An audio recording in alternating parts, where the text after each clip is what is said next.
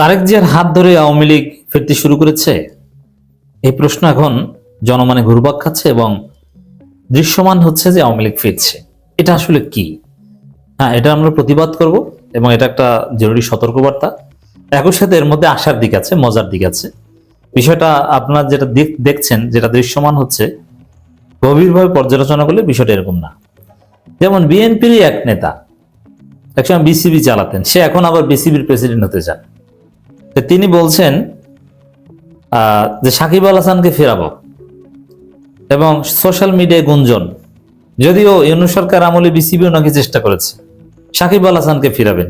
সাকিব আল হাসানকে ফিরাবেন মিনস আর একটা ম্যাচের সুযোগ দিবেন, তিনি আনুষ্ঠানিকভাবে বাংলাদেশের পক্ষে খেলে বিদায় নেবেন। যেহেতু তিনি বাংলাদেশ ক্রিকেটের একজন কিংবদন্তি, তিনি আওয়ামী লীগ হন আর গণহত্যার সাথে জড়িত থাকুন না কেন, হোয়াট এভার, মূল হচ্ছে যে পেশাদারিত্বের জায়গা থেকে তিনি রেসপেক্টটা ডিজার্ভ করেন, এই যুক্তি অনেকে দেওয়ার চেষ্টা করছে। এই জন্য সাকিব আল হাসান নাকি প্রস্তুতি নিচ্ছেন ফিরবেন, এবং বিএনপির লোকজন নাকি রাজি যে সাকিবকে ফেরাবেন। আবার ভারতের সাথে সম্পর্কের একটা নর্মালাইজেশন আমরা দেখতে পাচ্ছি, মোদিকে দাওয়াত দেয়, যদিও মোদি আসবেন না, আরেকজন পাঠাবেন। এবং আপনি বিভিন্ন জায়গায় খবর, দিনাজপুরে আওয়ামী লীগের অফিস খুলে আওয়ামী লীগের লোকজন সেখানে স্লোগান দিয়েছে।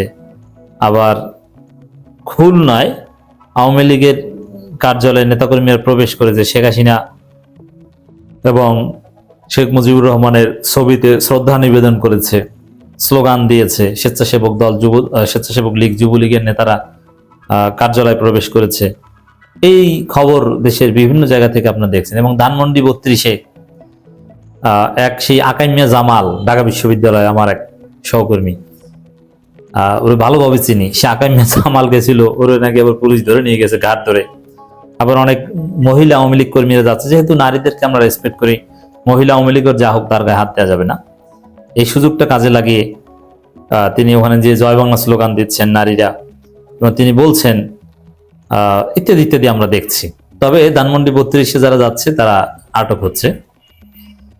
এখন এটার কারণটা কি? এটা দেখে এই যে সাকিব আল হাসান বিভিন্ন জায়গায় আওয়ামী লীগের কার্যালয় খোলা এবং বিএনপির বিজয়ে আওয়ামী লীগের লোকজন খুশি হয়ে মিছিল দিচ্ছে, তো ওভারঅল এটার তাৎপর্য কি, এটার হাকিকত কি, এটা তার কি বোঝায়? দিস ইজ ভেরি সিগনিফিকেন্ট দর্শক। হ্যাঁ, ডেফিনেটলি এর দায় বিএনপির। কেন? ইউনূস সরকারের আমলে সাহস পায় নাকি অফিস খুলতে, স্লোগান দিতে, এখন তারা পায় কিভাবে?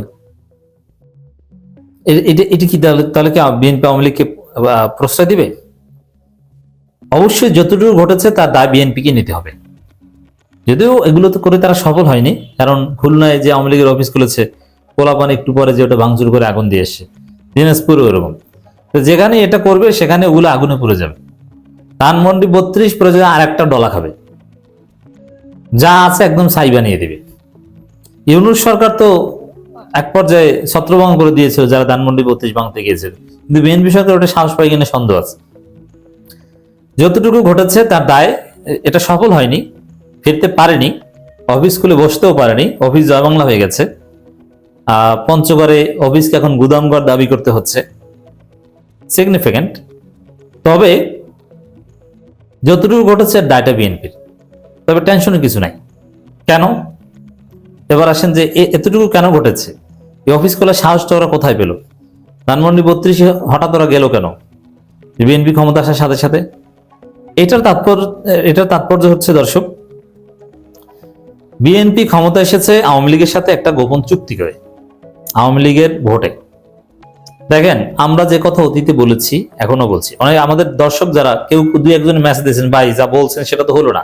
আরে ভাই, আমরা যা বলছি সবই হয়েছে। কি হয়নি? আপনি কি জানেন কি হয়নি? জামাত বাংলাদেশের সর্ববৃহৎ দল, হ্যাঁ ইটস ট্রু। এখনো বিএনপির চাইতে জামাত বড় দল। জামাতের সাংগঠনিক শক্তি বিএনপির চাইতে অনেক বড়। এক একটা ইউনিটে জামাতের কতজন লোক আর বিএনপির কতজন লোক, আপনি অ্যানালজি করেন। জামাত বিএনপির চাইতে বড় দল, এটাই সত্য। কিন্তু তারপরে বিএনপি মোটামুটি যথেষ্ট সংখ্যক ভোট বেশি নিয়ে ক্ষমতা এসেছে। এটা কিভাবে? সাপোজ বিএনপি জামাতের ভোট 40%, একদম জামাত যত আসনে নির্বাচন করেছে, আমি ওই হিসাবে বলছি না, অ্যানালজি করছি। 300 আসন ধরলে জামাতের ভোট 40% হয়।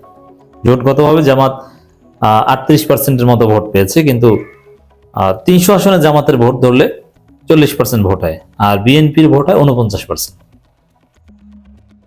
তো সেই জায়গায় বিএনপি এগিয়ে, কিন্তু বিএনপি যে ভোট পেয়েছে 49%, এর একটা বিরাট অংশ হচ্ছে আওয়ামী লীগ।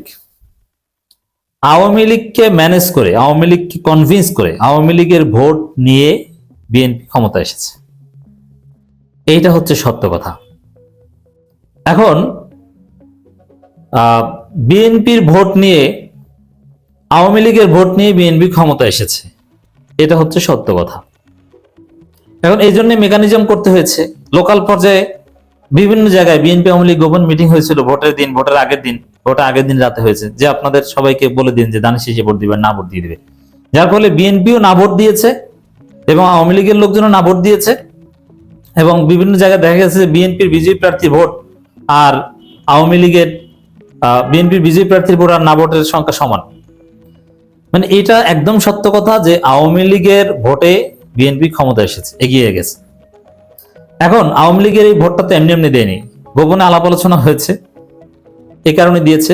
তো এই জায়গায় আওয়ামী লীগের লোকজন ভেবেছিল যে আমাদের সাথে আগে মিটিং করেছিল যে তোমাদের সুযোগ দিব, এই বিনিময়ে আমাদেরকে ভোট দিয়েছে, এই তো। কিন্তু দেখা গেছে বাস্তবতা হচ্ছে এটা, হ্যাঁ এটা ঠিক। মানে এই কারণেই ওই যে বিএনপিকে ভোট দিয়েছে, অতএব খুশিতে তারা লাফায় এবং অফিস খুলে, কিন্তু বাস্তবে ভোট তো দেওয়া হয়ে গেছে বাবা, এখন বিএনপি তোমাকে চেনে না, তারেক রহমান তোমাকে চেনে না, তুমি এখন পাল্টা মাইর খেবা। কেন? আরো বেশি বিপদে পড়বা। কেন আরো বেশি বিপদে পড়বা? এর কারণ হচ্ছে যে বিএনপি এত বোকা না যে তোমাকে বৈধতা দিবে, বরং বিএনপি এইভাবে তোমার ভোট নিয়ে তোমাকে বোকা বানাবে, এক পর্যায়ে তোমাকে পারলে পুরো দলে নিয়ে নেবে। কারণ আওয়ামী লীগকে বৈধতা দিলে তো বিএনপি অতিরিক্ত ভোটটা পেত না, ওইটা তো আলাদা ভোট। সামনে স্থানীয় সরকার নির্বাচন, আওয়ামী লীগকে বৈধতা দিলে আওয়ামী লীগ স্বতন্ত্র নির্বাচন করবে, তখন বিএনপির ভোট তো জামাতের চাইতে অটো কমে যায়। অর্থাৎ তোমাকে এরকম বোকা বানিয়ে তোমার ভোট বিএনপি নিবে, কিন্তু তোমাকে বৈধতা দিবে না, তোমাকে আলাদা কোনো সুযোগ দিবে না। এইটা হচ্ছে ঘটনা। অতএব এটা বিএনপির একটা অপরাজনীতি বা কৌশল, যে আওয়ামী লীগকে প্রলোভন দেখিয়েছে, প্রলোভন দেখিয়ে তারপরে ক্ষমতা এসেছে। এখন ওই প্রলোভনের অফিস খুলতে গেছে, কিন্তু ঘটনা উল্টো ঘটবে। দেখবেন যে ওই অফিস খুলতে গেলে, কিছু করতে গেলে ওরা উল্টো বেকায়দায় পড়ছে, ওদের অফিস টফিস জ্বালিয়ে দেওয়া হবে, পুড়িয়ে দেওয়া হবে এবং ওদেরকে পুলিশ ধরবে। বিএনপি আওয়ামী লীগকে বৈধতা দেওয়ার দায় নেয়ার সাহস করবে না, এবং দিতে গেলে তাদেরই লস, ক্ষতি। অতএব তারেক জিয়ার হাত ধরে আওয়ামী লীগ ফিরছে, এটা পুরোপুরি ঠিক না। তবে আওয়ামী লীগ খুশিতে খুশিতে ফাও জায়গায় লাফাচ্ছে, কারণ ভোটটা দিয়েছে বিএনপিকে। তবে এই খুশি শীঘ্রই বুঝতে পারবে যে বিএনপি তাদের সাথে কি প্রতারণা করেছে, এবং এই প্রতারণা বিএনপি করুক, এটা পুরো জাতির প্রত্যাশা।